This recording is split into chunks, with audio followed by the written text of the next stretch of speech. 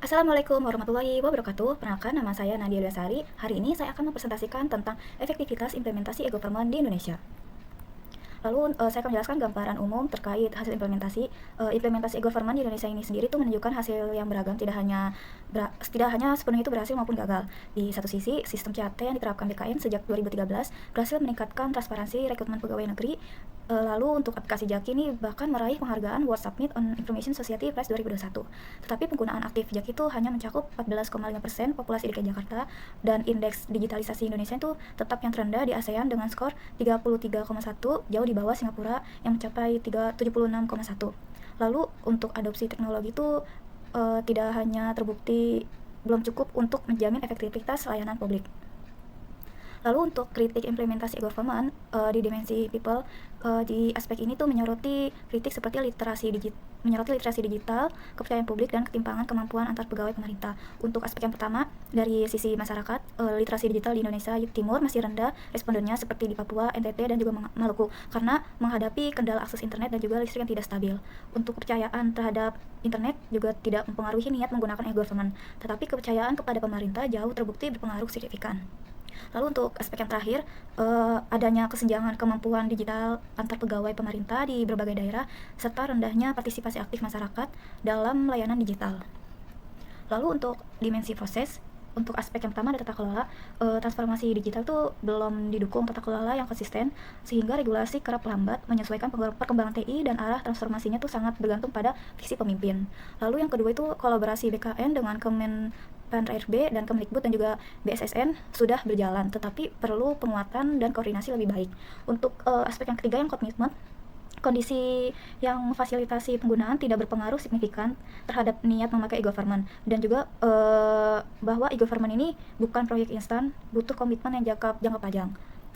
Untuk aspek terakhir yaitu evaluasi, adopsi inovasi digital tidak memediasi hubungan antar infrastruktur teknologi dengan kualitas layanan publik, yang berarti faktor kepemimpinan, budaya kerja, dan juga birokrasi lebih dominan daripada teknologi itu sendiri.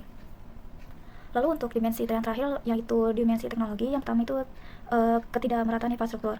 Infrastruktur ini tidak merata wilayahnya, seperti di barat dan juga di wilayah tengah relatifnya sudah siap, tetapi untuk di Indonesia Timur itu masih tertinggal jauh akibat keterbatasan internet dan listrik.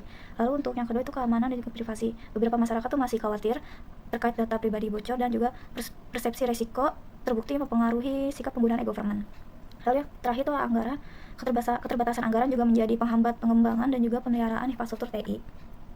Lalu tantangan utama implementasi e-government di Indonesia, yang pertama ada kesenjangan infrastruktur antar wilayah barat, tengah, dan juga timur. Lalu yang kedua, indeks digitalisasi Indonesia terendah di ASEAN dengan skornya itu 33,1. Yang ketiga, rendahnya literasi digital terutama di daerah terpencil. Lalu yang keempat, kepercayaan terhadap internet tidak didorong penggunaannya. Trust in government lebih penting. Lalu selanjutnya ada adopsi inovasi digital tidak memediasi kualitas layanan publik. Lalu juga ada keterbatasan anggaran dan ketidakmerataan alokasi, dan juga ada keamanan data dan perceived risk tinggi. Lalu yang terakhir ada resistensi birokrasi dan kurangnya visi kepemimpinan. Lalu untuk rekomendasi untuk menanggulangi tantangan sebelumnya, yang pertama itu ada dimensi people. Yang pertama itu ada rekomendasinya tuh dengan melakukan pelatihan SDM seperti program pelatihan masif untuk pegawai dan juga masyarakat seperti Digitalent Kemenkominfo. Lalu itu membangun kepercayaan melalui transparansi, misalnya siaran live nilai CAT dan keterlibatan tokoh publik untuk memperkuat trust of e-government. Lalu yang ketiga, inklusi dan juga representasi. Dengan caranya itu tingkatkan literasi digital secara masif melalui jalur formal maupun non formal, dengan tetap memperhatikan inklusivitas agar kesenjangan digital antar kelompok masyarakat itu dapat dikurangi. Lalu untuk rekomendasi di dimensi proses, yang pertama itu audit dan monitoring dengan melakukan audit tata kelola berkala oleh lembaga eksternal seperti BPPT, BRI, dan juga sistem monitoring KPI untuk inisiatif digital.